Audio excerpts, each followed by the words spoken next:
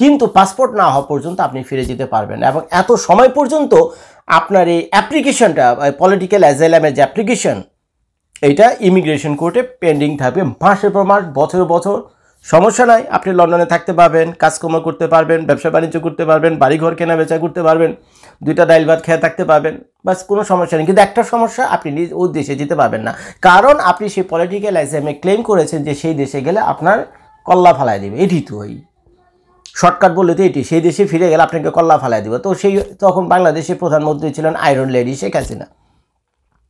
তো এখন আপনি কি বলবেন? ওটা আমরা বাংলাদেশে থাকতে বলছি যে তারেক জিয়া বাংলাদেশে এলে তার কল্লা ফালাই দেবো, বুঝছেন? ওটা আমরাই বলছি। আর তারেক জিয়া তো বলবে তো বহুত দূরের কথা, তারেক রহমান। ওটা আমরাই বাংলাদেশে বলছি যে ভাই আয়েন না, ভাই আয়েন না, বাংলাদেশে আপনার জন্য আয়রন লেডি ওয়েট করতেছে। আমেরিকাতে আছে একজন আয়রন ম্যান, বুঝছেন? ইংলিশ মুভি আছে, গিয়ে দেখেন আয়রন ম্যান, ওই যে লোহার খাপটাপ পইরা থাকে, কি ফালতু মতো ছবি বানায়, বুঝছেন? আমেরিকান হলিউড এলারা মাথায় ঢুকে না, আমার আলারা পাগল ছাগল হয়ে গেছে সব, কি ভুয়া ভুয়া ছবি বানায়। আচ্ছা, তো যাই হোক, সেই আমেরিকাতে আছে আয়রন ম্যান আর বাংলাদেশে আছে আয়রন লেডি, আমাদের শেখ হাসিনা আপা, বুঝছেন? তা আমরাই তখন বলছি যে ভাই এর না, বাংলাদেশে আয়রন লেডি আছে, কল্লা ফালাই দিব, কল্লা ফালাই দেব, বুঝছেন? বিচ্ছিদের এবার জীবনে পলিটিক্সের নাম নেবেন না ভাই, আপনি আয়ের নাম আপনি আপনার কাছে, আমরাই বলছি, বুঝছি। অথচ বাংলাদেশের সিটিজেনশিপই রাখেনি। যখন অন্য একটা লোক একটা দেশের সিটিজেন ছেড়ে আরেকটা দেশের সিটিজেন কেন হয় বলেন তো? বুকে হাত দিয়ে বলেন কেন হয়? আমি যে বাংলাদেশের সিটিজেনশিপ ছেড়ে আমেরিকার সিটিজেনশিপ নিছি, কেন নিছি? আমাকে যদি জিজ্ঞেস করেন, উত্তর হলো এক, বাংলাদেশ আমার জন্য সেফ না, সিকিউর না, বাংলাদেশে আমার কোনো ভবিষ্যৎ নাই, বাংলাদেশে আমার বাচ্চা কাচ্চা কোনো ভবিষ্যৎ নেই। এই 4টা আমি স্টেট কার্ড আমি আপনাদেরকে বলে দিলাম। এখন যত পলিটিশিয়ান আছে যারা কিনা দেশের বাইরে 2টো নাগরিকত্ব নিয়ে আছে, কেউ ব্রিটেনের পাসপোর্ট, কেউ ইউরোপের পাসপোর্ট, কেউ আমেরিকার পাসপোর্ট, প্রত্যেকেরই একই কাহিনী। বাংলাদেশে তাদের জীবন সেফ না, বাংলাদেশে তাদের ভবিষ্যৎ নাই, পোলাপানের ভবিষ্যৎ নাই, বাংলাদেশে তারা ভোগবিলাসিতাটা ঠিক মতো করতে পারে না, ইনসিকিউর লাইফ। তো চলে আসে, তো বাংলাদেশ তাকে জাহান্নাম বানায় দিয়া তারা এখন বিদেশে আছে, সব কিছু ঠিকঠাক, ভোগবিলাসিতা সব কিছু চলতেছে, তারপরে বিদেশে বসে বসে তারা বাংলাদেশে চালাবে। আর আপনারা যে 18 কোটি চোদু জনতা বাংলাদেশে আছেন, এই লারে লাপ্পা খেলা আর এই সার্কাস দীর্ঘদিন দেখে যেতেছেন, এবং এর বিরুদ্ধে যে কেউ কথা বলবেন এমন একটা মা কালাল বাংলাদেশে দেখলাম। তাহলে বুঝিনি, না ওদিকে আওয়ামী লীগ, না ওদিকে বিএনপি, বাংলাদেশের 3য় বৃহত্তম দল, যেটা বাস্তবতা স্বীকার করতে হবে এবং বর্তমানে অত্যন্ত জনপ্রিয়, সেটা হলো জামায়াত ইসলাম।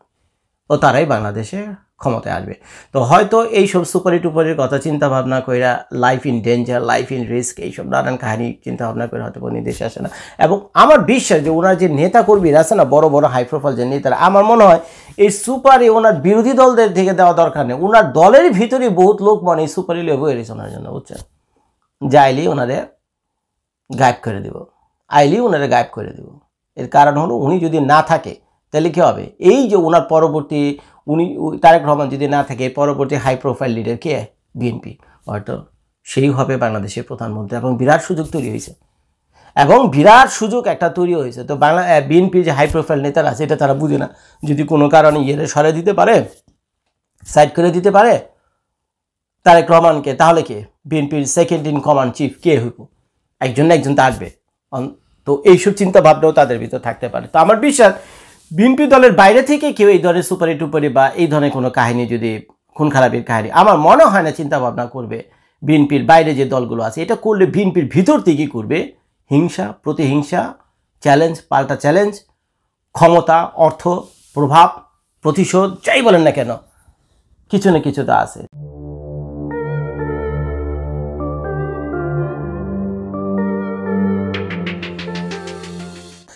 আজকে সকালে যখন ওই যে কান্নাকাটি করে একটা ভিডিও করলাম না, যে ভাই দুনিয়াতে তো মার চাইতে আর আপন কেউ নাই, মার চাইতে আপন কেউ নাই। এখন আমাদের তারেক ভাইয়ের মা মৃত্যুসজ্জায়, উনি ক্লিনিক্যালি ডেড। উনি আর রেস্ট অফ দ্য লাইফ, উনি আর জীবনে যে দ্বিতীয়বার মানে ওনার নিজের পায়ের উপরে ভর করে দাঁড়াবে, আমার বিশ্বাস হয় না, মনে হয় না সেই পরিস্থিতি তারা আছে। তাছাড়া বয়স হয়েছে, অনেক অসুখ বিসুখ তার, বুঝছেন? ডায়াবেটিক্স আছে। তো এখন ডক্টর যেহেতু ক্লিনিক্যালি ডেড ওনাকে ঘোষণা করছে, ওনাকে নিয়ে যে এক হাসপাতাল থেকে আরেক হাসপাতালে নিয়ে যাবে, সেই ট্রান্সপোর্টেশনে যে সময়টুকু 2 ঘন্টা, 4 ঘন্টা, 6 ঘন্টা, যাই হোক না কেন, তো সেই অবস্থা নাই। তো শি ইজ ক্লিনিক্যালি ডেড। তো এই ভিডিওটা করার পর আমি তারেক ভাইকে, মানে তখন মেজাজটা খারাপ হয়ে গেছিলো আমার, বলছেন? তো তারেক ভাইকে অনেক উল্টাপাল্টা কথাবার্তা বলছি, যে মিয়া কেমন বলো আপনি, আপনার মা বিছানায় শয্যাশায়ী, বিছানায় সে ওই পায়খানা প্রস্রাব সে বিছানাতেই করে। খালেদা জিয়ার কথা বলছে, পায়খানা প্রস্রাব উনি বিছানাতেই করে, দোষের কিছু না। মানুষ বয়স হয়ে গেলে, অসুখ বিসুখ হয়ে গেলে যখন শয্যাশায়ী হয়ে যায় এটি স্বাভাবিক। তা আপনি ভাই দেশে আসেন না কেন? আমার মা হইলে তো আমি যাইতাম। এই কথাগুলো বললাম না তো। বলার পর যখন ভিডিও করলাম, আপনাদের অনেকে মানে অ্যাকশন রিয়াকশন দেখলাম, অনেকে অসংখ্য কমেন্ট করেছেন, 500-1000 কাছাকাছি। তো সেগুলো করার পর আমি আসলে চিন্তা করলাম এমন কি কারণ হতে পারে, এমন কি কাহিনী আছে পিছনে, যে মা মৃত্যু পথযাত্রী আর উনি দেশে আসবে না। তার কিন্তু একটা ছোট ভাইও ছিল, এই তারেক রহমানের ছোট ভাই কোকো, সেও কিন্তু বাংলাদেশে মারা গেছে। তাকে পর্যন্ত দেখতে সে আসেনি, বাংলাদেশ আসতে পারেনি। তো এখন তার বাবা মারা গেছে, তো শুনছি, যতদূর আমি শুনছি তার অনেক ছোট ছিল। তো এখন উনি যখন ওই অ্যাজেলাম হিসেবে আসে লন্ডনে, তখন তার ছোট ভাই যখন বাংলাদেশে মারা যায়, সেই ছোট ভাইকে দেখতে সে আসলো না। এই তো গেল এক কাহিনী। ভাই দুইটা, ছোট ভাই বড় ভাই, তো ছোট ভাই মারা গেল, নাই, আসতে পারলো না, দেখতে পারেনি, একটা হচ্ছে দেখতেও পারেনি। এখন মা, বাপ তো ছোটবেলায় মারা গেছে, এখন মাও যায় অবস্থা, এখন তারও দেখতে আসার মতো অবস্থা নাই। সে বলতেছে যে আমার অবস্থা নাই, আমারে ভাই ভুল বুঝো না। তার ওই যে ফেসবুকে স্ট্যাটাসের কথা বলছে, আমারে মাপসাপ করে দাও, আমারও মন আছে, আমারও দিল আছে, আমার ভিতরে দয়া মায়া রহম আছে, বুঝছেন। আমার মাকে দেখতে মন চায়, কিন্তু একটা অদৃশ্য শক্তির জন্য আমি আসতে পারি না, অদৃশ্য শক্তি। এখন কী সে অদৃশ্য শক্তি, সেটা খোঁজার জন্য আমি বসলাম, বুঝছেন। আমার মতো চিন্তা ভাবনা করলাম যে কী সে অদৃশ্য শক্তি, কী কাহিনী। তো ওদিকে যে আমাদের স্বরাষ্ট্র উপদেষ্টা জাহাঙ্গীর ভাই আছেন, বেশি দিন হয়নি, এই 2-3 মাস আগে ওনার যখন একের পর এক কেসগুলো খালাস হয়ে গেল না কোর্ট থেকে, তারেক জিয়ার নামে কিন্তু এখন কোনো হুলিয়া বা কোর্ট কোনো ওয়ারেন্টি কিচ্ছু নেই, তার বিরুদ্ধে কোনো মামলা টামলা নাই। এই ডক্টর মোহাম্মদ ইউনূস আসার পর তার সবগুলো মামলার ডিসঅ্যাপিয়ার হয়ে গেছে, বুঝছেন, ডিসঅ্যাপিয়ার হয়ে গেছে। তো এখন আমাদের জাহাঙ্গীর ভাই স্বরাষ্ট্র উপদেষ্টা, সেও কিন্তু বলছে যে না, তারেক জিয়ার বিরুদ্ধে যেসব হুলিয়া মামলা আবিজাবি যা কিছু ছিল এগুলো সব উঠে গেছে, তার বাংলাদেশে আসতে কোনো বাধা নেই, এগুলো একটা। তারপরে জুন মাসের 14-15 তারিখে এই বছরে আমাদের ডক্টর মোহাম্মদ ইউনূস সাহেব তারেক রহমান ভাইয়ের সাথে গিয়ে লন্ডনে দেখা করলো না। তো তখন সেটা দেখে তো আমরা খুব খুশি হয়েছিলাম যে না, এবার তাহলে তারেক রহমানের বাংলাদেশে আসতে আর কোনো বাধাই রইল না, যেহেতু বাংলাদেশের তত্ত্বাবধায়ক সরকার প্রধান, ইন্টারিম গভর্নমেন্টের প্রধান ডক্টর মোহাম্মদ ইউনূস সাহেব নিজে পয়সা খরচ কইরা, নিজের গাইডের নিজের পকেটের পয়সা খরচ কইরা লন্ডনে গিয়া তারেক রহমানের সাথে গিয়া ব্যক্তিগতভাবে দেখা করছে, হোটেল রেস্টুরেন্টে বসে দুজনে চা কফি খাইছে, সেসব ভিডিও আমাদের কাছে আছে, সেটা দেখছি। তখন আমি বলছি যে না, সব কিছু মিটমাট হয়ে গেছে, সব কিছু খাল্লাস হয়ে গেছে, সব কিছু মিটমাট হয়ে গেছে, তারেক রহমান আসবে, আর তো বাধা নেই, যার বিরুদ্ধে কোনো মামলা নেই, যার বিরুদ্ধে স্বরাষ্ট্র উপদেষ্টা বলতেছে তার কোনো সমস্যা নাই। তারপরে দেশের যে এক্সিকিউটিভ চিফ বর্তমানে ডক্টর ইউনূস সাহেব, সে গেছে, তার কাছে গেছে, সে ডক্টর মোহাম্মদ ইউনূসের কাছে আসেনি, ডক্টর মোহাম্মদ ইউনূস তার কাছে গেছে।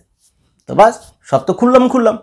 তো এখন কাহিনী হয়ে গেছে। তারপরে এখন মা বিছনায় শয্যাশীল, বিছানায় প্রস্রাব করে, বিছনায় হাগুমুতু করে, তার ওঠার মতো অবস্থা নাই। এই অবস্থায় বেচারা যাই অবস্থায় ভদ্রমহিলা, সো তাকে দেখতে আসে না। ভাই কার মাথা ঠিক থাকবে বলে, কার মাথা ঠিকতে হবে? তো এর জন্য মেজাজটা খারাপ হয়ে গেছিলো সকালে যখন ভিডিও করছি। কিন্তু তারপরে যখন তার যে ফেসবুক স্ট্যাটাসটা না আবার আমি পড়লাম, বুঝছেন, কিছুক্ষণ আগে ভিডিও করার আগে ভিডিওটা ভাবলাম যে আর কি কারণ থাকতে পারে। আয়নাকে লেগা বাংলাদেশের ভবিষ্যৎ প্রধানমন্ত্রী, তার কোনো প্রতিদ্বন্দ্বী নাই। আপনাকে যদি একটা ঘোর দৌড়ের ভিতরে ছেড়ে দিই, ঘোড়া তো ঘোর দৌড় দূরের কথা, গরু দৌড় আর কি, কোনো ঘোর দৌড় হলো, ঠিক আছে। আপনারা যদি কোনো গরু দৌড়ের ভিতরে ছেড়ে দিই, মানে অনেকগুলো গরু এখানে দৌড়াবে, বুঝছেন, অনেকগুলো গরু দৌড়াবে ভিতরে, আপনি যদি তাকে দেখেন পিছনে আপনার সাথে কোনো গরুই নেই, দুই একটা বকরি টকরি আছে আশেপাশে, বুঝছেন, দুই একটা বকরি টকরি আশেপাশে, আপনি একটা গরু, বুঝছেন, তাহলে তো সবাই মোটামুটি নিশ্চিত হয়ে যে ডিক্লেয়ার দিয়েই দেয় ভাই এই গরুটাই জিতবে, এই রেসে গরুটাই জিতবে। তো বাংলাদেশে যে নেক্সট ইলেকশন আসতে যাচ্ছে ফেব্রুয়ারি মাসে, তো এটা মোটামুটি অনুমান করা যায় যে উনি আসবে, একেবারে 199% শিওর। আমি না, সবাই কম বেশি বলতেছে। তারপরে মিরাকল, আল্লাহ তালার ইচ্ছা, মিরাকল আল্লাহ তালার ইচ্ছা, ভাগ্যের উপরে তো কোনো হাত নেই, কখন কি ঘটে কে বলতে পারে, বুঝছেন। তো এইগুলো নিয়ে অনেক কিচ্ছা কাহিনী আছে। তো এখন তো মোটামুটি আপাতত আমরা বলতে পারি যে বাংলাদেশের এই ভবিষ্যৎ রাজপুত্র, তাই কি, ভবিষ্যৎ রাজপুত্র বাংলাদেশের মানে মুকুটবিহীন সম্রাট বর্তমানে, উনি মুকুট এখনও পায়নি, তারপর মুকুটবিহীন সম্রাট এবং ভবিষ্যতের প্রধানমন্ত্রী। এই তো মাত্র 3-4 মাস পরে ইলেকশন আসতেছে, তার দল মেজরিটি পাবে, তার দল যদি মেজরিটি পায় তাহলে সে প্রধানমন্ত্রী হবে এবং একজনকে রাষ্ট্রপতি ডিপ্লয়েড করবে, নিয়োগ দেবে, এটি স্বাভাবিক ব্যাপার। তো এরকম একটা অবস্থাতে কেন সে দেশে আসে না, কেন সে দেশে আসে। পরে চিন্তা ভাবনা করে দেখলাম যে না, কাহিনী এখানে একটা আছে, দুইটা কাহিনী আমার দৃষ্টিতে চোখে পড়ার মতো, দুইটা কাহিনী চোখে পড়ার মতো, যেটা এটা আমার ব্যক্তিগত মতামত, এটা বাস্তবতার সাথে মিলতেও পারে, না মিলতে পারে, আপনাদের মতামত আপনাদের কাছে রাখেন, বুঝছেন। আমি একজন পলিটিক্যাল অ্যানালাইসিস হিসেবে আমি যতটুকু বুঝছি আমি শুধু সেটুকুই বলি। প্রথমত হলো একটা জিনিস খেয়াল করে দেখেন, এই তারেক রহমান যে এই যে 15-16 বছর ধরে, আরও বেশি মানে 17-18 বছর হবে, সে তো ওই 9/11 সরকারের সময় থেকেই লন্ডনে আছেন। তো এখন এই 16-17 বছর ধরে যে লন্ডনে আছেন, আমরা এবং আপনারা কিন্তু আজও স্পষ্টভাবে এটা জানি না, কোনো দিন উনি জাতিকে এটা বলেননি। ওনার যত হাই প্রোফাইল যে নেতারা আছে, কোনো দিন কোনো বক্তৃতা বিবৃতিতে বা টকশোতে এসব বলে এটা বলেনি আসলে ওনার ডিপ্লোম্যাটিক স্ট্যাটাসটা কি। লন্ডনে আমি নিজেও ছিলাম, 5টা বছর আমি সেখানে দেখেছি, সেখানে পড়াশোনা করতাম। তারপরে তো ভাগ্যক্রমে কেমনে ঘুরতে ঘুরতে আমেরিকায় পড়ছে, সে তো বিরাট কাহিনী, অন্য কোনো ভিডিওতে বলুন না, যদি জানতে চান কমেন্ট করেন। তো এখন এই এত বছরে আমরা কিন্তু আজও জানি না আসলে তার তার ডিপ্লোম্যাটিক স্ট্যাটাসটা কি, ইমিগ্রেশন স্ট্যাটাস কি তারা। এখন আমিও যেহেতু টুকটাক ইমিগ্রেশন নিয়ে কাজ করি, টুকটাক ইমিগ্রেশন নিয়ে ভিডিও করি, আপনাদের 2-4টা কুপরামর্শ, ভালো পরামর্শ কেমনি আমেরিকা আইবেন লাইন জাইন মাঝে মধ্যে দেখায়। এখন ওই সংক্রান্ত ভিডিও কম করি, একসময় প্রচুর করতাম, বুঝছেন। তো কাজী টুকটাক ইমিগ্রেশনের খবর টবর তো ভাই আমরাও রাখি। আর সে যে দেশে থাকে সে দেশে আমি নিজেও 5 বছর থেকে এসেছি, আমার নিজের একটা ইমিগ্রেশন স্ট্যাটাস সেখানে ছিল। তো এই তারেক রহমান কিন্তু কখনোই নিজ তো বলেনি তার নেতা কর্মী কারো মুখে আমরা শুনি তার সেই ডিপ্লোম্যাটিক স্ট্যাটাসটা কি, ইমিগ্রেশন স্ট্যাটাসটা কি। এখন আমরা ধরে নিচ্ছি, আমার ধারণা এটাই হবে, বুঝছেন, আর না হলে নাই। জাস্ট আপনাদের বোঝানোর জন্য বলছি, সত্য মিথ্যা এখন উনি জানে, তারেক রহমান জানে, তার বউ জানে, তার পোলাপান জানে, আর আল্লাহ জানে, বুঝছেন, আর কেউ জানে না। উনি মনে হয় এই কথা ওনার নেতাকর্মীদেরও বলেনি। সেটা হলো উনি যদি পলিটিক্যাল অ্যাজাইলাম নিয়ে সেখানে থেকে থাকেন, তাহলে পলিটিক্যাল অ্যাজাইলামের যে মেইন প্রিন্সিপাল, যে মেইন রুল, সেটা বলা হলো যে আপনি যে দেশ থেকে এসেছেন পলিটিক্যাল অ্যাজাইলাম চাইছিলেন এবং যে দেশের অ্যাগেনস্টে, তো এখন খেয়াল করে দেখেন সেই দেশে আপনি কোনোদিন ফিরে যেতে পারবেন না। কোনোদিন যে ফিরে যেতে পারবেন না তা না, হয়তো পাসপোর্ট হওয়ার পর এক পর্যায়ে আপনি ফিরে যেতে পারবেন, কিন্তু পাসপোর্ট না হওয়া পর্যন্ত আপনি ফিরে যেতে পারবেন না। এবং এত সময় পর্যন্ত আপনার এই অ্যাপ্লিকেশনটা, পলিটিক্যাল অ্যাজাইলামের যে অ্যাপ্লিকেশন, এইটা ইমিগ্রেশন কোর্টে পেন্ডিং থাকবে মাসের পর মাস, বছরের বছর। সমস্যা নাই, আপনি লন্ডনে থাকতে পারবেন, কাজকর্ম করতে পারবেন, ব্যবসা বাণিজ্য করতে পারবেন, বাড়িঘর কেনা বেচা করতে পারবেন, 2টা ডাইল ভাত খেয়ে থাকতে পারবেন, বাস কোনো সমস্যা নেই। কিন্তু একটা সমস্যা, আপনি ওই দেশে যেতে পারবেন না, কারণ আপনি সেই পলিটিক্যাল অ্যাজাইলামে ক্লেম করেছেন যে সেই দেশে গেলে আপনার কল্লা ফালাই দেবে। এটি তো ওই শর্টকাট বললে তো এটি, সেই দেশে ফিরে গেলে আপনাকে কল্লা ফালাই দেবে। তো তখন বাংলাদেশের প্রধানমন্ত্রী ছিলেন আয়রন লেডি শেখ হাসিনা। তো এখন আপনি কি বলবেন? ওটা আমরা বাংলাদেশে থাকতে বলছি যে তারেক জিয়া বাংলাদেশে এলে তার কল্লা ফেলাই দেবো, ওটা আমরাই বলছি। আর তারেক জিয়া তো বলবে তো বহুত দূরের কথা, তারেক রহমান, ওটা আমরাই বাংলাদেশে বলছি যে ভাই আয়েন না, বাংলাদেশে আপনার জন্য আয়রন লেডি ওয়েট করতেছে। আমেরিকাতে আছে একজন আয়রন ম্যান, বুঝছেন, ইংলিশ মুভি আছে, গিয়ে দেখেন আয়রন ম্যান, ওই যে লোহার খাপটাপ পইরা থাকে, কি ফালতু মতো ছবি বানায়, বুঝছেন, আমেরিকান হলিউড আলারা মাথায় ঢুকে না, আমার আলারা পাগল ছাগল হয়ে গেছে সব, কি ভুয়া ছবি বানায়। আচ্ছা, তো যাই হোক, সেই আমেরিকাতে আছে এক আয়রন ম্যান, আর বাংলাদেশে আছে আয়রন লেডি, আমাদের শেখ হাসিনা আপা, বুঝছেন। তো আমরাই তখন বলছি যে ভাই এর না, বাংলাদেশে আয়রন লেডি আছে, কল্লা ফালাই দিব, বুঝছেন। বিচ্ছিদের এবার জীবনে পলিটিক্সের নাম নেবেন না ভাই, আপনি আয়ের নাম ভাবছে আপনার কাছে, আমরাই বলছি। তো যাই হোক, সেটা আসেনি, আমাদেরকে আমরা সান্ত্বনা পাইছি, আর আসার মতো কোনো অবস্থাও ছিল না, কারণ যদি পলিটিক্যাল অ্যাজাইলাম হয়ে থাকে, এবং এইগুলি তো ওনার পলিটিক্যাল অ্যাজাইলামের যে কেস ফাইল করেছেন, তার অ্যাগেনস্টে যে কজগুলো উনি দেখিয়েছেন, এই কজগুলোর ভিতরে এগুলো হচ্ছে অন্যতম, যে দেশে গেলে তারে ওইটাকে নেওয়া লাগবে, বুঝছেন, এইগুলি বলছে ঘুরে ফিরে এইগুলি আর কি। তো যাই হোক, এখন এই কারণে এখন যেহেতু শেখ হাসিনার রেজিম চেঞ্জ হয়েছে, কিন্তু তারপরে কি ইমিগ্রেশন স্ট্যাটাস তার চেঞ্জ হয়নি, ওই আগের মতোই আছে, ওই পলিটিক্যাল অ্যাজাইলাম আছে। এখন বাংলাদেশে শেখ হাসিনা থাকুক বা ডক্টর মোহাম্মদ ইউনূস থাকুক, হুয়েভার ইট ইজ, বুঝছেন, এটা কোনো ব্যাপার না, কিন্তু ওনার যে পলিটিক্যাল অ্যাজাইলাম কেস ওই অনুযায়ী আছে, অর্থাৎ দুনিয়ার সব দেশে যেতে পারলেও উনি বাংলাদেশে যেতে পারবেন না। তো এখন এটা একটা অন্যতম প্রধান কারণ হতে পারে যে উনি যদি বাংলাদেশে যায় তাহলে আবার যদি পুনরায় ব্রিটেনে আসতে চায় তাহলে ব্রিটেনের ভিসা নিয়ে তাকে আসতে হবে, এবং সেটা ওনার জন্য খুবই ডেঞ্জারাস। হ্যাঁ, মাকে যে দেখতে পারবে না তা না, ওই প্লেনে চড়ে বাংলাদেশে আসা, লন্ডন থেকে ঢাকা টু ফ্লাইট বোধহয় সম্ভবত 8 ঘন্টা 7-8 ঘন্টার ফ্লাইট, মাঝখানে কাতারে, দুবাইতে অথবা ইন্ডিয়াতে একটা লেওভার আছে, তারপরে ডাইরেক্ট বাংলাদেশে।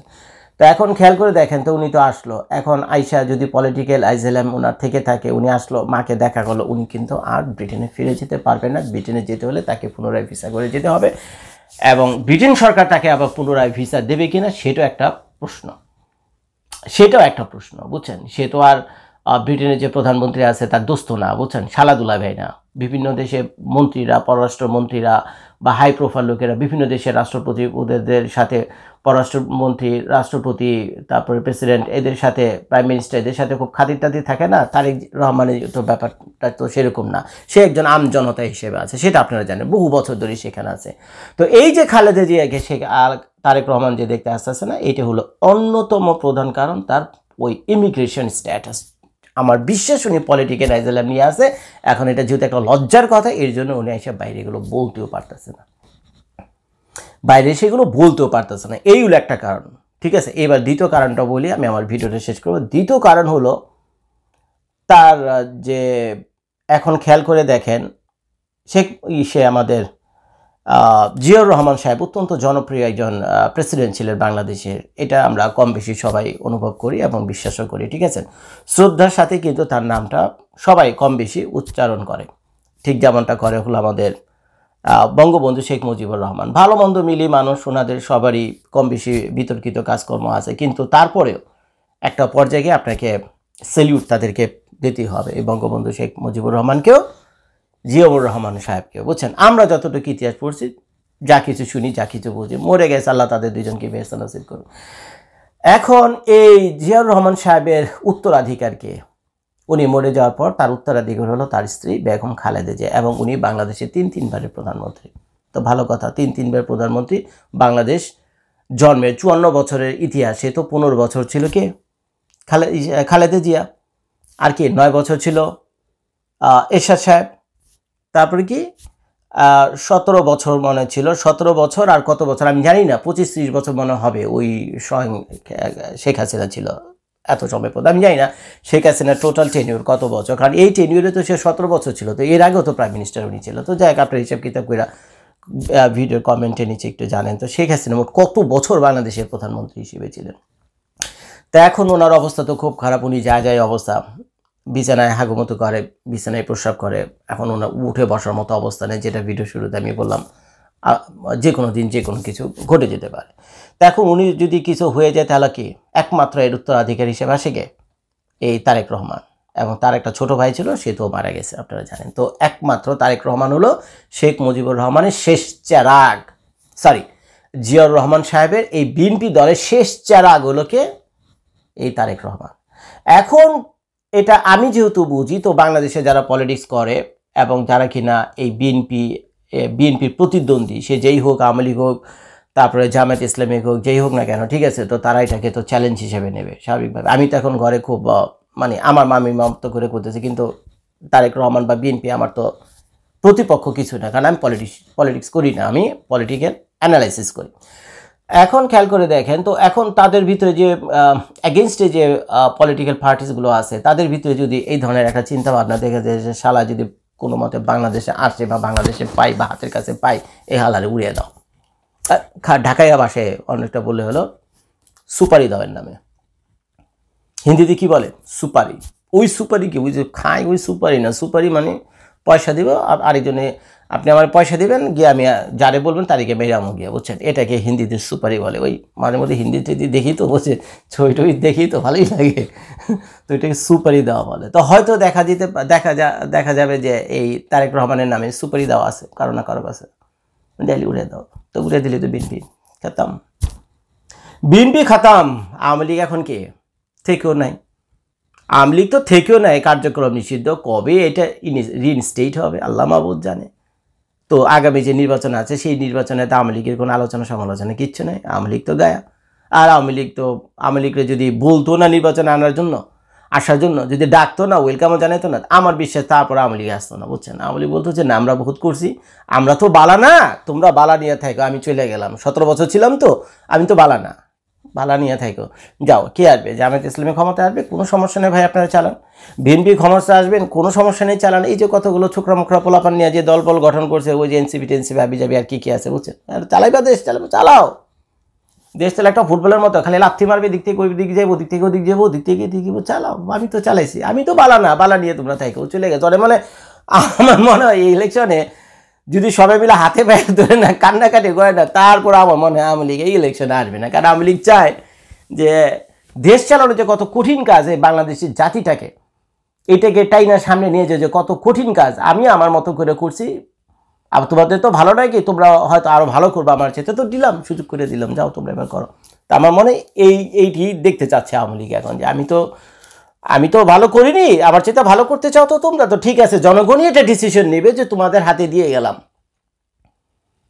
তোমাদের হাতে গিয়ে দেখলাম দিয়ে গেলাম। অলরেডি তো ওই 1 বছর 14 মাস হয়ে গেছে নাকি, ওই যে 5ই আগস্ট থেকে হিসাব করলে তো 14 মাসই হয়ে গেছে অলরেডি। 14 মাস তো এই আওয়ামী লীগ ছাড়াই দেশ চলতেছে। এখন ভালো চলতেছে না মন্দ চলতেছে, এটা আপনারা কমেন্ট করবেন।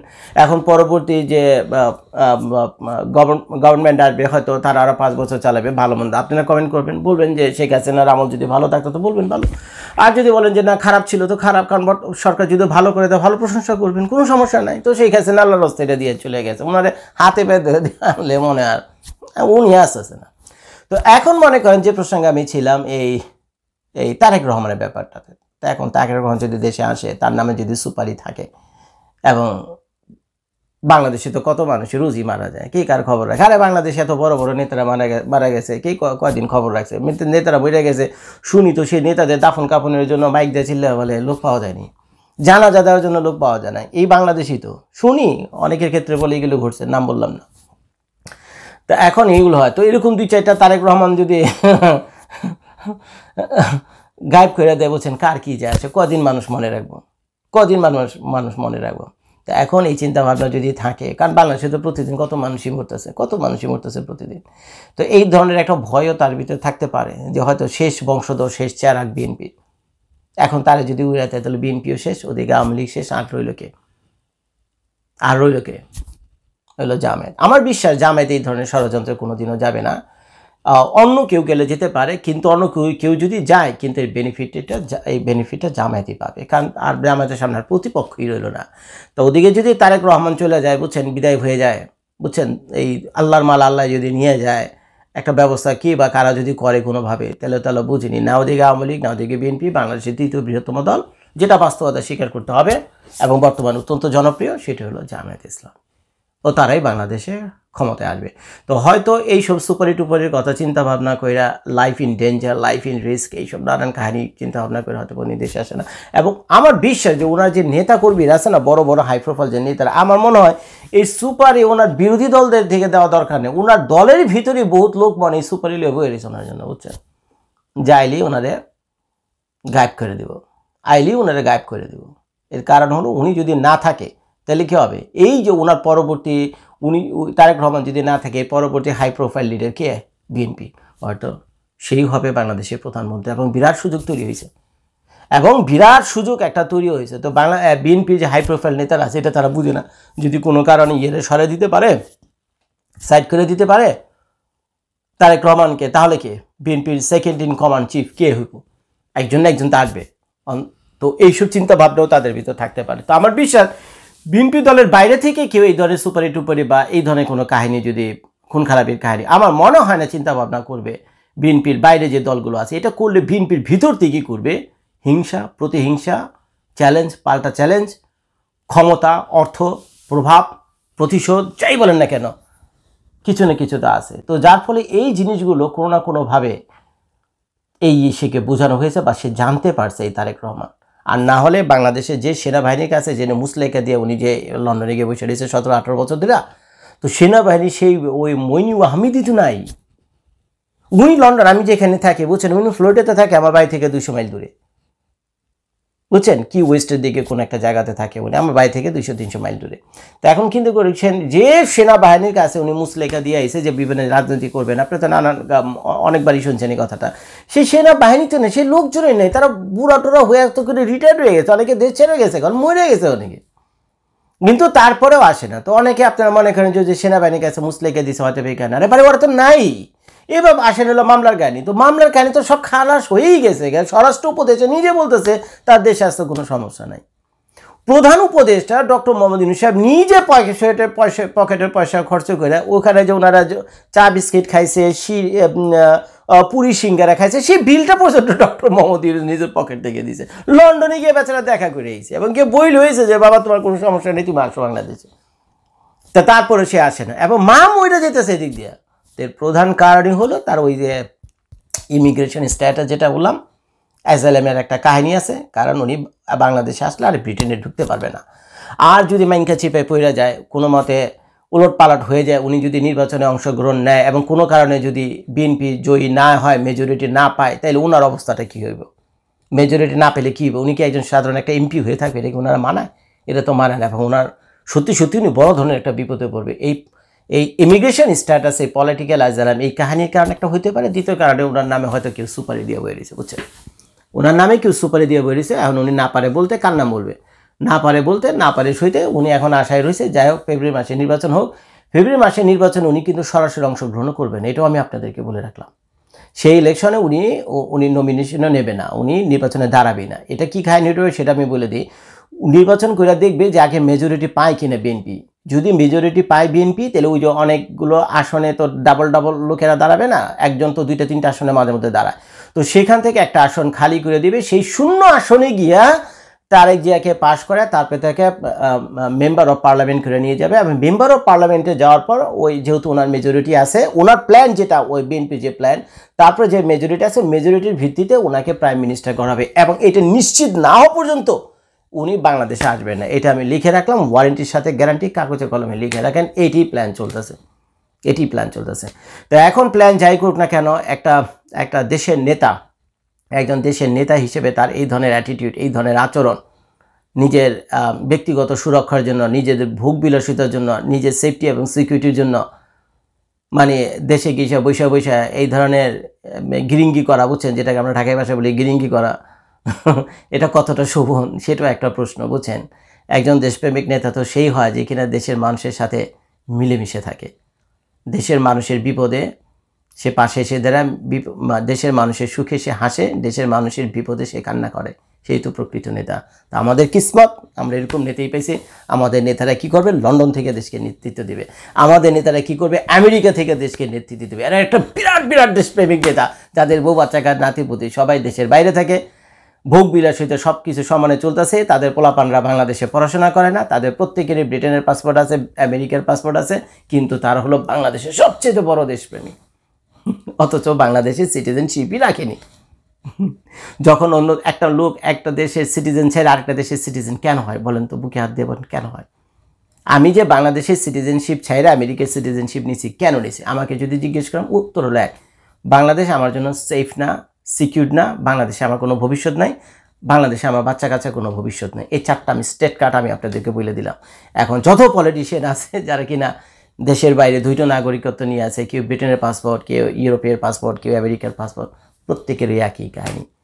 বাংলাদেশে তাদের জীবন সেফ না, বাংলাদেশে তাদের ভবিষ্যৎ নাই, পোলাপানের ভবিষ্যৎ নাই, বাংলাদেশে তারা ভোগবিলাসিতাটা ঠিক মতো করতে পারে না, ইনসিকিউর লাইফ তো চলে আসে। তো বাংলাদেশ তাকে জাহান্নাম বানায় দিয়া তারা এখন বিদেশে আছে, সব কিছু ঠিকঠাক ভোগবিলাসিতা সব কিছু চলতেছে, তারপরে বিদেশে বসে তারা বাংলাদেশে চালাবে।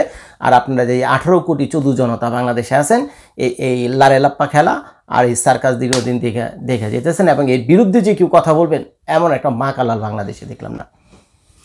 এর বিরুদ্ধে যে কথা বলবেন একটা মানুষ যে দাঁড়ায় বলবো যে বাংলাদেশের যাদের কিনা দ্বৈত নাগরিকত্ব আছে, ডুয়েল সিটিজেনশিপ, আর ফুল সিটিজেনশিপ তো বহুত পরের কথা। ডুয়েল সিটিজেনশিপ, বাংলাদেশের সিটিজেনশিপ আছে, ব্রিটেনের সিটিজেনশিপ আছে। জাস্ট উদাহরণ দিতে আমি বলতেছি, যাদের ডুয়েল সিটিজেনশিপ আছে তারা বাংলাদেশের পলিটিক্সের ধারে কাছে আসতে পারবেন। এমন কোনো মাকা লাল আছে কালকে ঢাকা শহরে গুলিস্তান মোড়ে খাড়ে এই ঘোষণাটা দিতে পারেন যে আমি যদি পার্লামেন্টে যাই, আমি যদি মেজরিটি পাই প্রাইম মিনিস্টার হয়, তাহলে আমি এই আইন করে দেবো। একজনও পারবে না। ইভেন বাংলাদেশে যে আছে ইলেকশন কমিশন আছে সেও তো এটা বলতে পারে। আমার বুঝান যে লোক ডুয়েল সিটিজেনশিপ বইয়ে রয়েছে সেই লোক দেশপ্রেমিক কেমনে হয় মিয়া? সেই দেশ কেমনে হয় বুঝান আমারে, সেই দেশ কেমনে বুঝান। ভিডিওটা দেখার জন্য সবাইকে ধন্যবাদ। আসসালামু আলাইকুম।